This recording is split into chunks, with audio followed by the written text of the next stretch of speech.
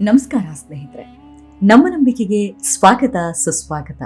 ಸ್ನೇಹಿತರೆ, ರಾಜಕಾರಣಿಗಳೇ ಹಾಗೆ ದೇವರ ಮೇಲೆ ಅಪಾರವಾದ ನಂಬಿಕೆಯನ್ನ ಇಟ್ಕೊಂಡಿರ್ತಾರೆ.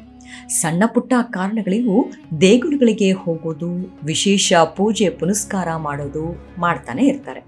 ಆದರೆ ಅಲ್ಲೊಂದು ದೇಗುಲವಿದೆ, ಅಲ್ಲಿಗೆ ಹೋಗೋಕೆ ರಾಜಕಾರಣಿಗಳು ಹೆದರ್ತಾರೆ.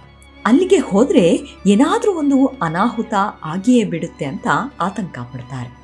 ಇದಕ್ಕೆ ಸಾಕಷ್ಟು ಉದಾಹರಣೆಗಳು ಇವೆ. ಹಾಗಿದ್ರೆ ಆ ದೇಗುಲವಾದ್ರೂ ಯಾವುದು, ಅದರ ವಿಶೇಷತೆ ಏನು ಅನ್ನೋದನ್ನ ಈ ಸ್ಟೋರಿಯಲ್ಲಿ ತಿಳ್ಕೊಳ್ತಾ ಹೋಗೋಣ. ಸ್ನೇಹಿತರೆ, ನಮ್ಮ ದೇಶದಲ್ಲಿ ಇರೋ ದೇವಸ್ಥಾನಗಳಿಗೆ ಲೆಕ್ಕವೇ ಇಲ್ಲ. ಈ ದೇಗುಲಗಳಲ್ಲಿ ನಡೆಯುವ ಪವಾಡಗಳು ಅಷ್ಟೇ, ಒಂದಕ್ಕಿಂತ ಒಂದು ವಿಭಿನ್ನ, ವಿಶಿಷ್ಟ. ಅಲ್ಲಿ ನೆಲೆಯಾಗಿರೋ ದೇವಾನು ದೇವತೆಗಳನ್ನ ನೆನೆದು ಭಕ್ತಿಯಿಂದ ಹರಕೆ ಕಟ್ಕೊಂಡ್ರೆ ಅವುಗಳು ಈಡೇರುತ್ತವೆ ಅನ್ನೋದನ್ನ ಇವತ್ತಿಗೂ ನಂಬ್ತಾರೆ. ಅಲ್ಲಿಗೆ ಹೋಗಿ ಪೂಜೆ ಪುನಸ್ಕಾರಗಳನ್ನ ಸಲ್ಲಿಸಿ ಬರ್ತಾರೆ. ನಾವು ಇಲ್ಲಿ ಇವತ್ತು ಹೇಳೋಕೆ ಬಂದಿರೋದು ಕೂಡ ಒಂದು ಅಪರೂಪವಾದ ದೇವಸ್ಥಾನದ ಬಗ್ಗೆ. ಹೀಗೆ ಹೋಗುವ ರಾಜಕಾರಣಿಗಳು ತಮ್ಮ ಗೆಲುವಿಗೆ, ಅಧಿಕಾರಕ್ಕೆ ಹಲವು ಪೂಜೆ ಪುನಸ್ಕಾರಗಳನ್ನ ಮಾಡ್ತಾರೆ. ಆದ್ರೆ ಇಲ್ಲೊಂದು ದೇಗುಲಕ್ಕೆ ಮಾತ್ರ ಬಹುತೇಕ ರಾಜಕಾರಣಿಗಳು ಹೋಗೋಕೆ ಹೆದರ್ತಾರೆ. ಅಲ್ಲಿಗೆ ಹೋದ್ರೆ ಅವರಿಗೆ ಕಂಟಕ ಎದುರಾಗುತ್ತೆ ಅಂತ ನಂಬಿದ್ದಾರೆ. ಅಂಥದ್ದೊಂದು ಸನ್ನಿವೇಶಗಳು ನಡೆದಿವೆ, ಘಟನೆಗಳು ಸಂಭವಿಸಿವೆ. ತಮಿಳುನಾಡಿನ ತಾಂಜಾವೂರಿನಲ್ಲಿರೋ ಬೃಹದೇಶ್ವರ ದೇವಸ್ಥಾನ. ಈ ಭವ್ಯವಾದ ವಾಸ್ತುಶಿಲ್ಪ ತಾಣ ಚೋಳರ ಕಾಲದಲ್ಲಿ ನಿರ್ಮಾಣವಾಗಿದೆ. ಇದೇ ದೇಗುಲದ ಬಗ್ಗೆ ನಾವು ಹೇಳ್ತಾ ಇರೋದು. ಅದ್ಯಾಕೋ ಏನೋ ಈ ದೇವಸ್ಥಾನಕ್ಕೆ ಹೋಗಿ ಬಂದ ಅದೆಷ್ಟೋ ರಾಜಕಾರಣಿಗಳಿಗೆ ಆಗ್ಬಾರ್ದು ಆಗಿ ಹೋಗಿದೆ ಅಂತೆ. ಇಲ್ಲಿಗೆ ಭೇಟಿ ನೀಡಿ ಹೋದ ಕೆಲವೇ ದಿನಗಳಲ್ಲಿ ಅವರ ಗ್ರಹಚಾರ ಕೆಟ್ಟಿದೆ. ಅದೆಷ್ಟೋ ರಾಜಕಾರಣಿಗಳು ಅಧಿಕಾರ ಕಳೆದುಕೊಂಡಿದ್ದಾರೆ, ಕೆಲವರಂತೂ ಪ್ರಾಣವನ್ನೇ ಕಳೆದುಕೊಂಡಿದ್ದಾರೆ. ಇದು ಸುಮ್ಮನೆ ಹೇಳುವ ಮಾತಲ್ಲ, ಇದಕ್ಕೆ ಹಲವಾರು ಉದಾಹರಣೆಗಳು ಇವೆ. ರಾಜಕಾರಣಿಗಳು ದೇವಸ್ಥಾನದ ಪೂರ್ವ ದಿಕ್ಕಿನಲ್ಲಿರೋ ಮುಖ್ಯ ದ್ವಾರದ ಮೂಲಕ ದೇವಾಲಯವನ್ನ ಪ್ರವೇಶ ಮಾಡಿದ್ರೆ ಆತ ತನ್ನ ಶಕ್ತಿ ಹಾಗೂ ಪ್ರಾಣವನ್ನ ಕಳೆದುಕೊಳ್ತಾನೆ ಅಂತಾನೆ ನಂಬಲಾಗಿದೆ. ಇದರಿಂದ ಯಾವೊಬ್ಬ ರಾಜಕಾರಣಿಗಳು ಈ ಊರಿಗೆ ಬಂದ್ರು ಈ ದೇವಸ್ಥಾನಕ್ಕೆ ಬರೋಕೆ ಹಿಂದೆ ಮುಂದೆ ನೋಡ್ತಾರೆ. ಮೊದಲು ಹೀಗಿರ್ಲಿಲ್ಲ, ಆದ್ರೆ ಸುಮಾರು 80ರ ದಶಕದಿಂದ ಇಂಥದ್ದೊಂದು ನಂಬಿಕೆ ಬಲವಾಗಿ ಬೇರೂರಿದೆ. ನಿಮ್ಗೆ ಮಾಜಿ ಪ್ರಧಾನಿ ಇಂದಿರಾ ಗಾಂಧಿ ಬಗ್ಗೆ ಗೊತ್ತೇ ಇದೆ. ಇವರನ್ನ ಐರನ್ ಲೇಡಿ ಅಂತಾನೆ ಕರಿತಾ ಇದ್ರು. ಇವರು ಎಲ್ಲೇ ಹೋದ್ರು ಸರಿ ಅಲ್ಲಿರೋ ದೇವಸ್ಥಾನಗಳಿಗೆ ಇವರು ಹೋಗೇ ಹೋಗ್ತಾ ಇದ್ರು. ಅದೇ ರೀತಿ ಇವರು ಈ ದೇವಸ್ಥಾನಕ್ಕೂ ಬಂದಿದ್ರು. ಇವರು ಇಲ್ಲಿಗೆ ಹೋಗ್ತೀನಿ ಅಂದಾಗ ಅನೇಕ ಹಿತೈಷಿಗಳು ಬೇಡ ಅನ್ನೋಕೆ ಸಲಹೆ ನೀಡಿದ್ರಂತೆ. ಆದ್ರೆ ಇಂದಿರಾ ಗಾಂಧಿ ಮಾತ್ರ ಅದ್ಯಾವುದನ್ನು ಲೆಕ್ಕಿಸದೆ ಇದೇ ದೇವಸ್ಥಾನಕ್ಕೆ ಭೇಟಿ ಕೊಟ್ಟಿದ್ರು. ಆದ್ರೆ ಇದಾದ ಕೆಲವೇ ವಾರಗಳಿಗೆ ಇಂದಿರಾ ಗಾಂಧಿ ಹತರಾದ್ರು. ಇದು ಜನರಲ್ಲಿ ಅಚ್ಚರಿಗೆ ಕಾರಣವಾದ್ರೆ ರಾಜಕಾರಣಿಗಳಿಗೆ ಭಯ ಹುಟ್ಟಿಸಿಬಿಡ್ತು. ರಾಜಕಾರಣಿಗಳು ಇಲ್ಲಿಗೆ ಹೋಗೋಕೆ ಹೆದರತೊಡಗಿದ್ರು. ಇದಾದ ಬಳಿಕ ಮತ್ತೊಬ್ಬ ರಾಜಕಾರಣಿಯು ಸಂಕಟ ಎದುರಿಸುವಂತಾದ್ರು. ಅವರು ಮತ್ಯಾರೂ ಅಲ್ಲ, ತಮಿಳುನಾಡು ಮಾಜಿ ಮುಖ್ಯಮಂತ್ರಿ MGR. ಇವರು ಕೂಡ ಇಲ್ಲಿಗೆ ಭೇಟಿ ಕೊಟ್ಟು ಆಪತ್ತನ್ನ ಮೈಮೇಲೆ ಎಳೆದುಕೊಂಡ್ರಂತೆ. ಅಷ್ಟಕ್ಕೂ ಅವ್ರಿಗೇನಾಯ್ತು ಅನ್ನೋದನ್ನ ನೋಡೋದಾದ್ರೆ, ಅವತ್ತಿನ ದಿನದಲ್ಲಿ MGR ರಾಜಕಾರಣದಲ್ಲಿ ಉತ್ತುಂಗ ಸ್ಥಿತಿಯಲ್ಲಿದ್ರು. ಇವರ ಹೆಸರು ಕೇಳಿದ್ರೆ ಸಾಕು ಜನರು ರೋಮಾಂಚನಗೊಳ್ತಾ ಇದ್ರು. ಅಂತಹ ಸಮಯದಲ್ಲೇ ಇವರು ಅದೊಂದು ದಿನ ಇದೇ ದೇಗುಲಕ್ಕೆ ಭೇಟಿ ನೀಡುವ ನಿರ್ಧಾರ ಮಾಡಿದ್ರು. ಈ ವೇಳೆ ಇವರ ಅಪಾರ ಬೆಂಬಲಿಗರು ಇಲ್ಲಿಗೆ ತೆರಳುವುದು ಬೇಡ ಅಂತ ಸಲಹೆ ನೀಡಿದ್ರು. ಆದರೆ ದೇವರ ದರ್ಶನ ಮಾಡೋಕೆ ಇದ್ಯಾವುದು ಅಡ್ಡಿಯಾಗಲ್ಲ ಅಂತ ಹೇಳಿ ಈ ದೇಗುಲವನ್ನ ಪ್ರವೇಶ ಮಾಡಿದ್ರು.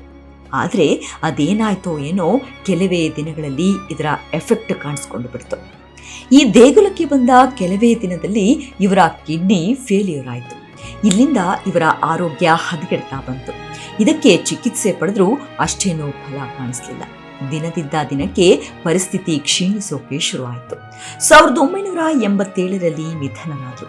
ಅವತ್ತಿನಿಂದ ಈ ದೇಗುಲಕ್ಕೆ ರಾಜಕಾರಣಿಗಳು ಬರೋದು ಮತ್ತಷ್ಟು ಕಡಿಮೆ ಆಯಿತು.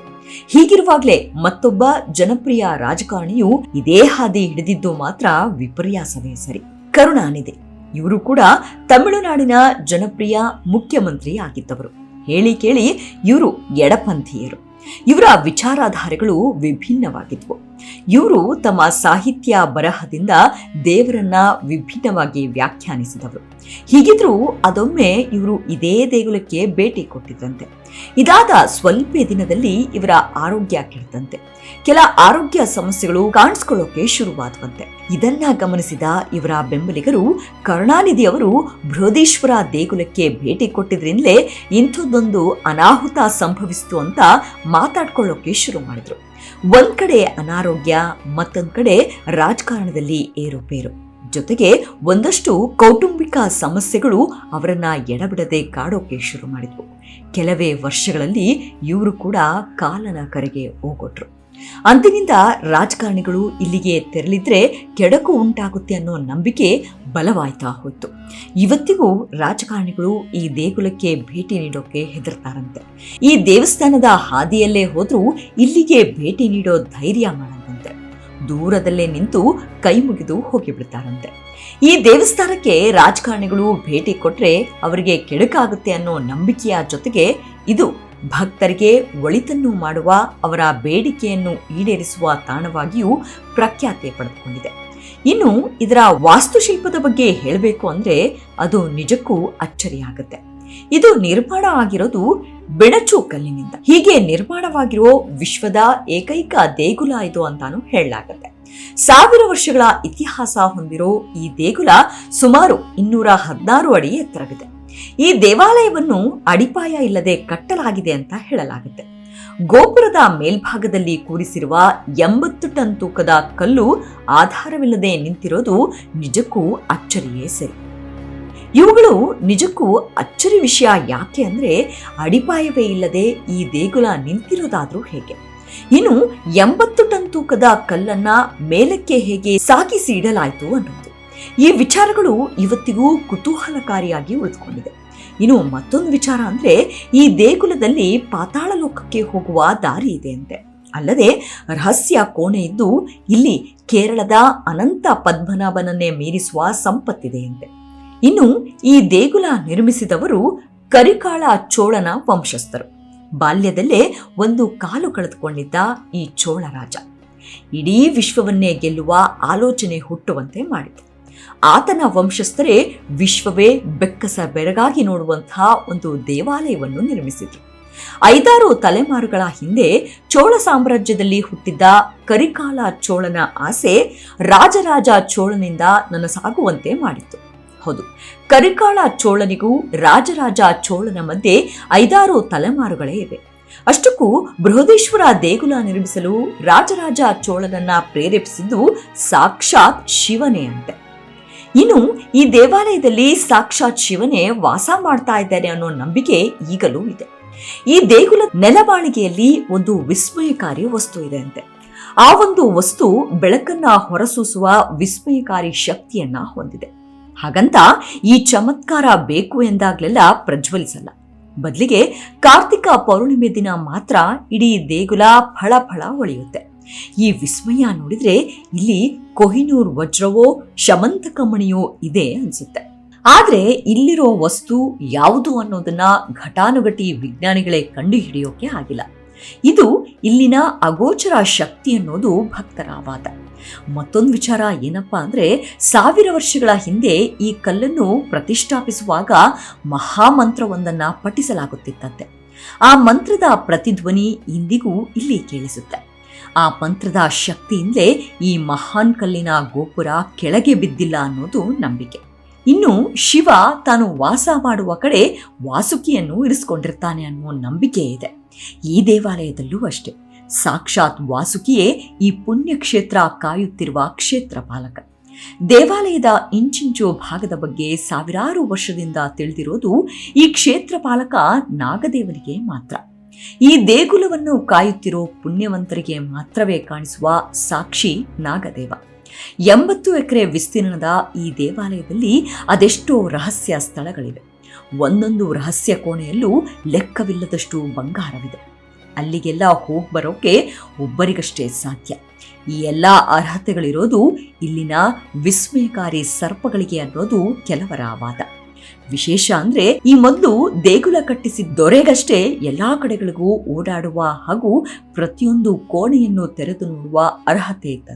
ಇನ್ನು ಒಂದೊಂದು ಬಾಗಿಲು ದಾಟೋಕೆ ಒಂದೊಂದು ಮಂತ್ರ ಹೇಳಬೇಕಿತ್ತಂತೆ. ಅದೇ ಇಲ್ಲಿನ ಕೋಡ್ ವರ್ಡ್ ಆಗಿದ್ದು, ಇದಾದ ನಂತರ ಈ ರಹಸ್ಯವಾಗಿಯೇ ಉಳಿಯಿತು ಅನ್ನೋ ಮಾತಿದೆ. ಇವತ್ತಿಗೂ ಅದೆಷ್ಟೋ ಕೋಟೆಗಳಲ್ಲಿ ಲೆಕ್ಕವಿಲ್ಲದಷ್ಟು ಸಂಪತ್ತು ತುಂಬಿದೆ. ಅವೆಲ್ಲವನ್ನು ಇಲ್ಲಿನ ಪವಾಡದ ಸರ್ಪಗಳು ಕಾಯುತ್ತಿವೆ ಅಂತ ಹೇಳಲಾಗುತ್ತೆ. ಈ ಪವಿತ್ರ ಕ್ಷೇತ್ರದ ಅಸಂಖ್ಯಾತ ಬಾಗಿಲುಗಳು ಎಲ್ಲಿಂದೆಲ್ಲಿಗೋ ದಾರಿ ತೋರಿಸುತ್ತವೆ. ಮತ್ತೊಂದು ವಿಚಾರ ಅಂದ್ರೆ, ಇಲ್ಲಿನ 100 ಬಾಗಿಲುಗಳು ಪಾತಾಳ ಲೋಕಕ್ಕೆ ಕರೆದುಕೊಂಡು ಹೋಗುತ್ತವಂತೆ.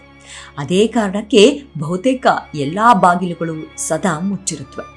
ಇದರ ಮತ್ತೊಂದು ಅಚ್ಚರಿ ಅಂದ್ರೆ, ಈ ದೇಗುಲ ಯಾವುದಕ್ಕೂ ಜಗ್ಗದೆ ನಿಂತಿರೋದು. ಅದೇನು ಅಂದ್ರೆ, ಅದೆಷ್ಟೋ ಬಾರಿ ಇಲ್ಲಿ ಪ್ರವಾಹ ಬಂದ್ರೂ ಬೃಹದೇಶ್ವರ ದೇವಾಲಯಕ್ಕೆ ಮಾತ್ರ ಸಣ್ಣ ಮುಕ್ಕು ಆಗಿಲ್ಲ. ಹಾಗೆ ಲೆಕ್ಕವಿಲ್ಲದಷ್ಟು ವಿಸ್ಮಯ, ನಿಗೂಢ, ಅಚ್ಚರಿ ಹಾಗೂ ಪ್ರಶ್ನೆಗಳನ್ನ ಹೊತ್ಕೊಂಡು ನಿಂತಿದೆ. ಕಷ್ಟ ಅಂತ ಬಂದ ಭಕ್ತರಿಗೆ ವರ ನೀಡಿ ಅವರನ್ನ ಸಲಹುತ್ತಾ ಬಂದಿದೆ. ಅತ್ಯಂತ ಪ್ರಾಚೀನವಾದ ಈ ದೇವಸ್ಥಾನ ಭಕ್ತರಿಗೆ ಬೇಡಿದ್ದನ್ನ ನೀಡುವ ತಾಣವಾಗಿದೆ. ಅಲ್ಲದೆ ಹಲವು ನಿಗೂಢತೆಯನ್ನು ಕೂಡ ಹೊಂದಿದೆ. ಅದೇ ರೀತಿ ಇಲ್ಲಿಗೆ ರಾಜಕಾರಣಿಗಳು ಬಂದ್ರೆ ಯಾಕೆ ಅವರಿಗೆ ಕೆಡುಕಾಗುತ್ತೆ ಅನ್ನೋದು ಕೂಡ ಅಷ್ಟೇ ನಿಗೂಢವಾಗಿದೆ. ಇನ್ನು ಇಲ್ಲಿನ ಹಲವು ವಿಸ್ಮಯಕಾರಿ ವಿಷಯಗಳು ಸಹ ಅರ್ಥವಾಗದ ಪ್ರಶ್ನೆಯಾಗಿಯೇ ಉಳಿದಿದೆ.